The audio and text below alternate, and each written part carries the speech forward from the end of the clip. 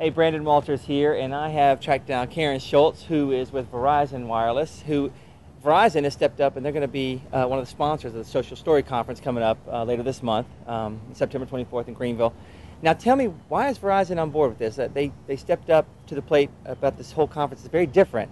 Why did they decide to join in? It is. It's very different for Verizon Wireless, but we're very excited to be part of Social Story because, quite honestly, Verizon has a great story to tell. From our beginning, we've been very involved in philanthropy around domestic violence. And, you know, for us, philanthropy can be characterized as technology that touches lives. It's really connecting technology to resources and people, and it's an exciting story for us to be able to tell.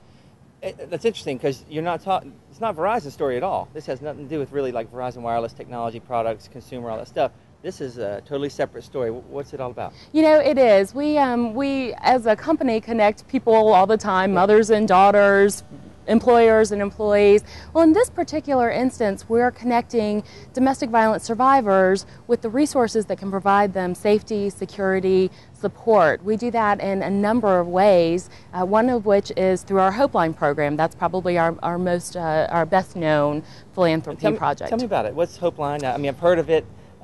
But give me some details on it. I know it has to do with domestic violence and getting technology in their hands to help them out, but there's more than that. Exactly. It is. Hopeline has been around since the beginning of our company, and it's a program whereby we collect no longer used wireless phones, batteries, devices from any wireless provider. Which happens every 2 weeks. Which happens all the time. You got to keep up to date with your technology, right? Absolutely, Okay. absolutely. In fact, over the course of time, we've collected well over 7 million old phones. Nice. The phones that we can reuse, we wipe clean to protect the donor's identity, and then we hand those with prepaid minutes, so free wireless minutes, to domestic violence organizations so that their clients, victims of domestic violence, can use them to secure employment, to provide child safety, to get back up on their feet, to look for the support that they need there. Okay, so it's not just about emergency situation or anything. It's about helping them get on their feet and absolutely. Get a job, all that stuff. I didn't realize that. That's interesting. Absolutely, and we've given over 90,000 phones with 300 million minutes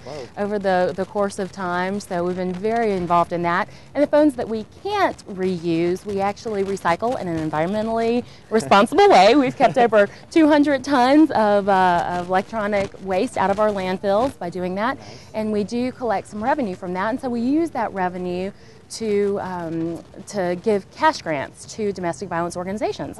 And since Hopeline began, we've given about $7.9 million in cash grants to domestic violence organizations. Now, that's fantastic. What a great story and a great thing to be part of. I'm sure that It makes is. you guys Very feel exciting. good at Verizon. But can you tell the success of it? Have you gotten some feedback? Is there anything that... Oh, sure, absolutely. We partner with all of our domestic violence support organizations, awareness organizations, and we constantly get stories back. And some of the stories you'll actually see at Social Story in the form of clotheslines. Oh, yeah, what's that? Well, we have a clothesline display, and what we've done is had domestic violence survivors tell their story on T-shirts. So they're T-shirts with their story of tragedy, their story of hope, their story of survival, and it's a very exciting display for us to put up because it really helps to provoke thought and create conversation around this topic that people really don't typically want to have conversation around. So this is just it's sort of an awareness display. It is. That's exactly what it is. You guys do a lot of awareness prevention kind of things. What else? We do. Besides the clothesline. I mean, that's we cool. do. It's an interesting way to do it. It's an interesting way to put that story out there. It's like on a T-shirt, and it's a very visual story. Yeah, and people can walk up and really engage with it. But sure. What else? Well, we have the clothesline display. We also do some red flag campaigns that talk about warning signs for domestic violence to give early indications, and then we do some awareness initiatives in high schools to talk about signs in dating violence and those sorts of things that can be early indicators for domestic violence. So we try to be very active with that sort of thing. It's fantastic. And you guys, the Social Story Conference is all about a story. You're bringing a certain story. There's a specific story that you guys focus and rally around called Amy's Story. Can you tell us more about Amy's Story? Sure, absolutely. This is one of our newest initiatives at Verizon. We connected with Penn State University, and we've created this documentary about an individual. Her name is Amy Holman McGee, and it's a story of her life leading up to her death at the hands of an abusive husband.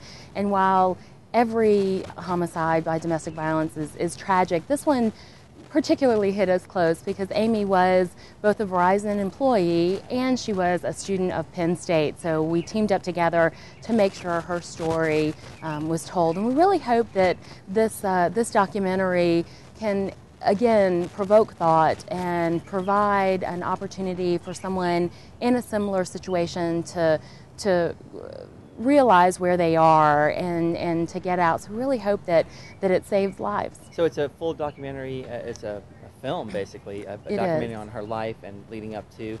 How do people see it? Are you going to be showing it at the conference, or is it something going online to see? We are showing it at the conference. Okay, we're actually showing a shortened version of it. Okay. The documentary itself is about an hour and is shown on PBS stations nationwide. Great. But for this particular event, because it is a shorter period of time, we're showing a 14-minute version that just hits the highlights of Amy's life and the situation leading up to. What? Just from me. Forget them. Forget y'all. This is for me. What was it about Amy? Why a documentary? Who had the idea, you know what, this is something we just need to really jump behind, this person, I know she was one of us, but a documentary. That's just very different than a website or whatever. What made you go documentary? I think that's cool. Well, you know, we have a lot of people that were involved in that story that really wanted, they were on the same page, they had the same vision of telling the story, and we thought, what a great way to show someone who's in that situation a way out, and to provoke thought for everyone, because it really is, you know, domestic violence is not a comfortable topic of conversation. You know, it's kind of one of those backroom things that people don't really want to talk about. Yeah, so absolutely. we wanted to tell the story in a way that really did provoke that thought and cause that conversation, and Amy's story was a perfect way to do that. And the video of it, we have some actresses that recreate her life and her family and her husband, and then we've got some actresses that play the part of the detective that worked the case. So it's a very engaging way to tell a story that isn't always comfortable to talk about. Y'all put some money in this thing. I mean, that's it's been an exciting program for us. Right there, I'm saying. It has. It's an great. exciting project. I think it has some long-term use and Absolutely. benefit. We'll continue to play it on PBS stations. People can go online and watch it. And then, of course, we have discs available for people as well that we're happy to send out. Oh, so if you just call and ask? Absolutely. We'll make sure to get it to them. And we've gotten it out to all of our domestic violence organization partners, and they're using them as well in their efforts. So Verizon, you know, as a corporation, has decided to step up and take a part in this kind of new and different and innovative social story conference. Why would they choose? You know, this is a big corporation involved, and it usually needs to be something that's kind of well established. And they said, no, we like this new and different kind of approach, and we think it's right. Why did they jump on board here? Well, you know, stories are a part of our everyday life. We tell stories all the time, whether it's a corporation telling stories to their customers, or employees telling stories to their employers, or moms and dads telling stories to their children at bedtime. Stories are an integral part of our culture, of our history, and of our everyday life, and it just sounded like a very exciting program to be involved with. And with Verizon having such an important story to tell around domestic violence prevention and awareness, we just saw a lot of great connections there. Well, we are so glad that you thought that. We hope that you guys get what you feel is the benefit out of the Social Story Conference. Thank you for being with me, Karen. Oh, my pleasure. Thanks for having us.